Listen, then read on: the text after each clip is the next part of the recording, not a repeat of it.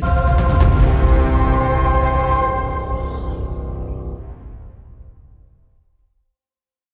hello YouTube, I hope everyone is doing absolutely fantastic. It's Califax here and I'm back with another one. So before I really get deep into the video, I just want to say thank you to the whole YouTube community for helping me reach 1,000 subscribers.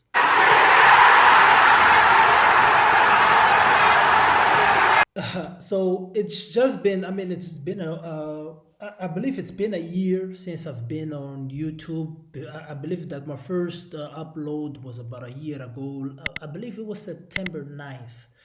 So I was able to hit 1,000 subscribers. I believe it was September 3rd. So, it was, all because of you guys. So I just want to say thank you guys for helping me reach 1,000 subscribers, and for all the feedback that I've been getting. I've really been seeing a lot of people that say that the YouTube content has been helping them on their trade. So for me personally, that's one of the reasons why I'm here on YouTube, is to help people, in any way I can, to help some people be able to improve their trading, right? So if I've been able to do that, I just want to say thank you. It's very humbling to see those feedback from you guys, and so I really appreciate that. So the topic of the video, I actually just wanted to briefly do a breakdown on a trade that I caught today. I'm actually recording on the exactly same day that I took this trade. So I just want to do a breakdown on a trade that I caught today, and basically the main idea behind the video is I want to show how you guys can be able to ride the daily pullback on the lower time frames. Because most of the times what I see happening is that a lot of people, I believe it's, that rush to make money. Everybody jumps straight into the lower time frames and they get lost. And sometimes they don't know what is the higher time frame intention behind the trade, why price actually is going a certain direction. So in this video, we'll be able to look at it from the daily time frame all the way to lower time frame, such as 3 minutes. And I actually show on the trade that I caught on EUR-AUD. It was a beautiful trade, but it was all in alignment with the higher time frame. So that's basically what makes the lower time frame trades high probability, is when all of them are aligned with the higher time frame as well as medium time frame intention. Okay, so let's start quickly from the daily time frame on EUR-AUD. And this basically should just be a top-down analysis that we've been doing since, if you watch my weekly outlooks, I always start from the, sometimes I start from the monthly, but monthly is more for those swing traders. But as an intraday trader, only that your higher time frame is supposed to be daily and 4 hour, and that's it.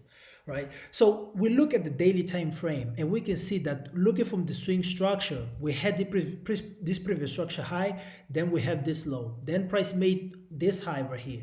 It came back all the way down to mitigate the order block, because this actually was the move that engineered the break of this previous high, right? So price came all the way down and then it gave a second break of structure to the upside. So when we look at it from the daily time frame, the overall high time frame intention from the day, just looking at the daily, is bullish, right? Now, what do we need to see? Price actually broke structure above this previous high. This was the decisional low that was responsible for finally taking out this previous high. But we also have this extreme order block right here, because this actually is where the move started, and we have a ton of imbalances as well sitting below. So there is a possibility the price may come into this order block and push to the upside, or react here and then continue to push all the way down before it continues the move to the upside. But from the daily, we can clearly see that the overall high time frame intention is bullish, right? So the question is, what do we need to see, right? What is the sign that will tell us that the daily is ready to do a pullback all the way to its order block before it continues to push up? We need the 4 hour to change from bullish to bearish. We need to see that order flow shift from bullish to bearish on the 4 hour. So basically what I'm saying is, let's say you have a daily push to the upside and you have the daily order block. You want to see, okay, I want to ride the daily pullback, because sometimes waiting days and weeks for price to come to your POI, sometimes people want to make money and a little bit impatient. So you want to be able to ride the counter trend. But to be able to ride the counter trend in the best way possible is to wait for something on the lower time frame, on a much lower time frame than daily, which is the 4-hour. So on the 4-hour, what we want to see is price to give it at least a change of character. That will be the first sign of bearish intention, that we have gone from bullish to bearish.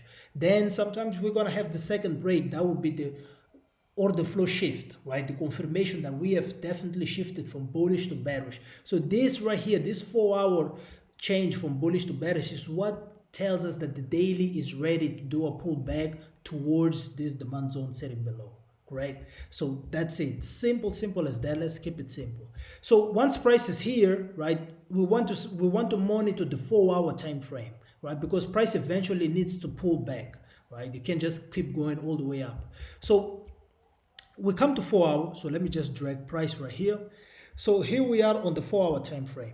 So let's just read structure. Up to this point, we can clearly see that the overall structure was bullish. Price was making this high, low, then we had this high, then we had this low, then price made this high and this low. Finally, it made this high.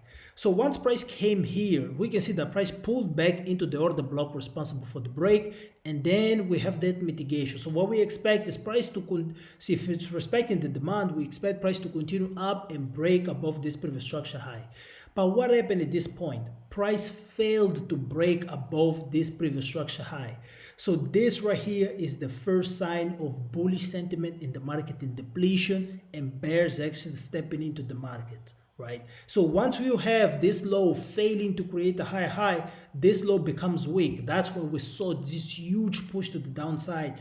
That's when sellers actually took control over the markets, right? So the first intention that you would just see that maybe we're about to shift, it was this rejection for price to break, rejection of price breaking this previous high. This was the first sign right there that the bullish sentiment is in depletion, and most likely we're going to have a shift in market structure. So that's when we had, at this particular point, we had the change of character. So we can say that, okay, this was the high, and low. So that price broke, and we can consider this one right here. This was the break of structure. So this is where we had that first break of structure, right? Then price actually ended up pulling back to about 50% of the fib, right? If we use the low, the Fibonacci from this high to this low, price came around 50%, right? We have this actually this decisional buy before the sell that finally took out this previous low. That's where price came before it continued to push down. Now we had then the second break of structure right here. So this was the second break of structure, and what was responsible was this order block sitting right here at the top, this last up candle before the up move right here. Now as far as we can see, price failed to close above the order block zone right here, right? So once price actually fails to close above, that is a sign that, you know, the supply is still holding at that particular point, right? Because if price had broken above this previous structure high, this one, let me just mark this one right here. If price had broken above this, that's when we would invalidate this whole bearish order flow. But up to this point, we could still look for confirmation on the lower time frame, such as M30, right? So let's just drop down. Now, for the sake of the video of the trade that I actually caught, I was looking at this 4-hour price action that we have right here on the left, right? On the right. So this right here was the 4-hour break of structure that I saw. So we have the 4-hour break. Then price did what? Once we had a break of structure, price came back into the order block responsible for that. So I said, okay, this was the mitigation of that order block. So we'll say mitigation. And then we had the second break of structure right here on the 4-hour. Now, where is the order block? We have the order block sitting right here, and we have imbalances sitting below. So this was just a confluence as to why price needed to come at least into this supply zone right here. So this was just absolutely clean. This is the 4-hour. Now, let's play price all the way into the 4-hour. So as you guys have been able to see from my previous breakdown, I think I moved too fast, so let me just bring price right here. So as you guys have been able to see from my previous videos, is when price comes to our 4-hour point of interest, we want to drop down to medium time frame. So as an intraday trader, our higher time frame is supposed to be the daily and the 4-hour. That's it. And then the medium time frame is from M45, M30, M20, M15, right? So that's our medium time frame. So once price comes at our 4-hour supply zone right here, what do we want to do? We want to drop down to M20 time frame or M30, right? Each one of them, that's perfect. So let's just drop down. We want to study the order flow shift right here. So let me just use this one. Now, if we look at the structure right here, the question should be, okay, what is the structure up to this point? We can clearly see the structure is bullish. We had the previous high, low, and then we have this high. So we want to see that order flow shift from bullish to bearish on the medium time frame as well, right? So let's just play price a little bit more. So price is reacting right here at this demand zone right here. We can see the demand was holding, price was starting to push all the way up, and we can see that, okay, price violated the previous high, but what happened? It failed to close above, right? We didn't have a body closure right here. This is very, very, very important. Price failed to close above the previous high. This is a sign that the bullish sentiment is in depletion, because we had that aggressive in, and then the seller said, we're pushing price down, right? So now let's keep playing price, and boom, that's when we had the violation. That's the confirmation right here that the sellers have stepped into the market. So right here up to this point, we have the change of character right here on the medium time frame, M20, right? So price comes into a 4-hour supply zone. What do we need to see? Medium time frame, M20, M30, we have the change of character, right? So for the video, actually, for the trade that I caught, I was expecting price to come into this supply zone, but you know, sometimes you have to be flexible and react to what price is showing us at the moment. So price continued to push break structure to the downside, so we can see that price had broken this structure. So we see that we have this one right here. This was the break of structure right here. Then price came back to mitigate the responsible order block right here, right, for that break. So we have the mitigation. Then we have another break of structure right here. So where is the order block? We have two order blocks on this one. We have this one at the extreme, because we also have imbalances sitting on it. And we have this one right here. This is the M30. So you guys have been able to see that we're just riding the daily pullback, but for that we needed the 4-hour to change from bullish to bearish. We had that. Then we needed the medium time frame, right, such as M30, and this is what we're having right here. M20, M30 is bearish, right? So we have this break of structure. We wait for price to come back to our point of interest, right? So let me just play price. Price comes into the order block right here. Okay, let me just bring price to this one right here. So finally price came into this M30 supply zone. That's what I was monitoring because I was looking for sales on this pair. So price came into our medium time frame supply zone. What do we want to do? We want to drop down to lower time frames such as M5. So let's go to M5. So once price comes to my M5, we want to have a change of character right here. Just a one confirmation, one break, we're in the trade, right? So if I keep playing price, we can see something very interesting. Is that we had this push up. Then price made this low. We was expecting what? For price to continue up if it's going to maintain the bullish order flow. Price pulled back, failed to create a high, and instantly we had a break of structure. So this was the first confirmation right there that the supply is holding and we can take the trade. Now, what is the order block? We have right here, this one.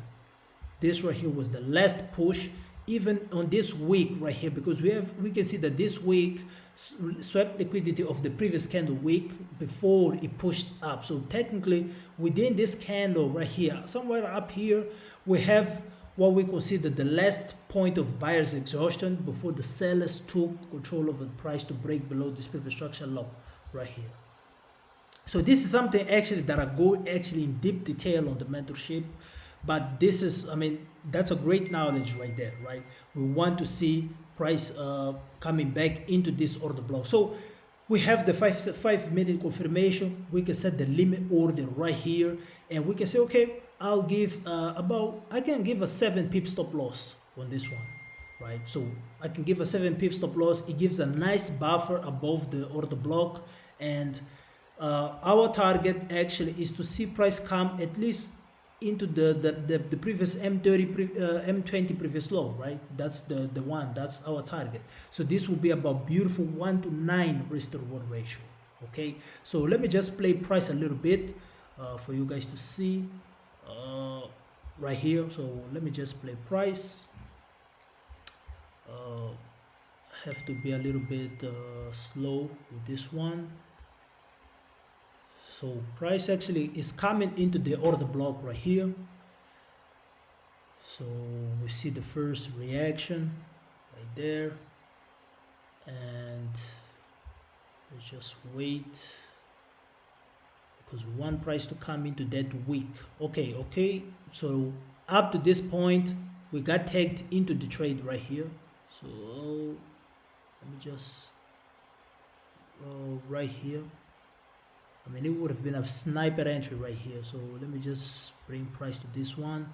So that's when we got tagged into the trade right here, right? So our target actually is supposed to take out this M20 previous low. That's our target right there. Now, for the sake of this video, my entry, so I'll just bring price to right here to the left. So this will be the entry for those people that want to trade M5.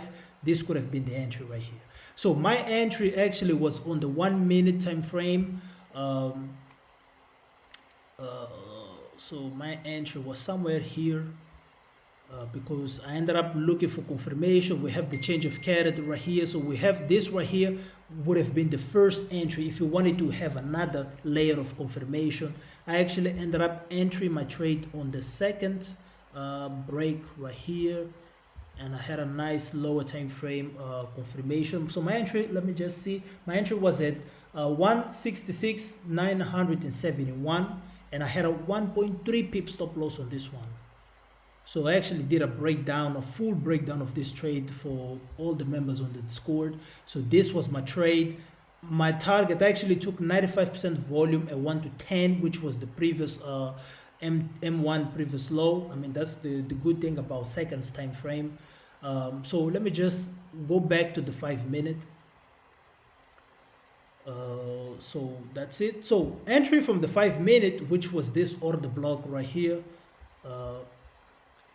Our target is supposed to take out, we want to take out this M20 previous low, right? Or M30 previous low. So for me, this would have been, this was a 1 to 47 at M30 previous low. And for those people that entered on M5, this was a 1 to 9. 1 to 9 is a very, very good risk to reward ratio. Okay, very good. So let me just keep playing price so we can see that, I mean, price just came beautifully right there.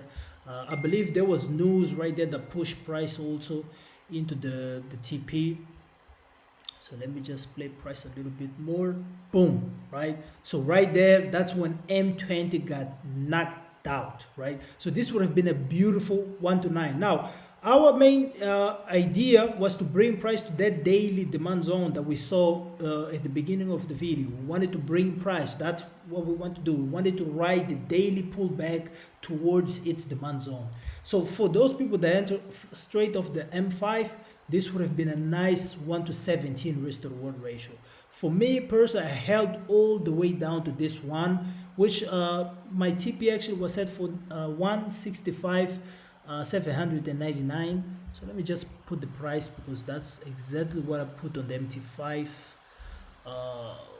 So the TP was 99 for a beautiful 1 to 90 risk to reward ratio. I mean, this was, I mean, a beautiful trade, right? So if I just keep playing price, we can see that, you know, price came back and did justice. It hit our daily profit target right here, right? So right here on the right, you guys have my MT5, right? So you guys can always know that I walk the talk, right? We're not just doing the talk, we gotta walk it, right? So this was the trade that I caught.